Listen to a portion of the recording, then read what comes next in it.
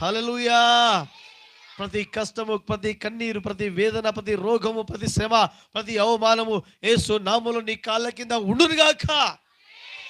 సాతాను శక్తులకు నీ కుటుంబం మీద, నీ పిల్లల మీద ఏమాత్రం అధికారం లేదు. నువ్వు దేవుని సన్నిధిలో అంటుకట్టబడి జీవించాలి. అది దేవుడు కోరుకుంటున్నాడు. అయితే నువ్వేం చేయాలంటే, ఏ సాతానా, నువ్వు కుటుంబ సమస్యలు తీసుకుని వస్తున్నావు, పిల్లల సమస్యలు తీసుకుని వస్తున్నావు, నా గొంతు సమస్యలు తీసుకుని వస్తున్నావు, అనేకులు నన్ను అవమానపరుస్తున్నారు, అనేకులు నాకు వ్యతిరేకంగా మాట్లాడుతున్నారు. యేసయ్య నామములో ప్రతి విధమైన మట్టిని, నా మీద పడుతున్న ప్రతి బాధను నేను యేసు నామములో నా కాళ్ళ కింద తొక్కి నేను అణగదొక్కుతాను, నేను పైకి వస్తాను, నేను విజయాన్ని సాధిస్తాను. విజయాన్ని సాధించడానికి దేవుడు నీకు శక్తి ఇచ్చునుగాక.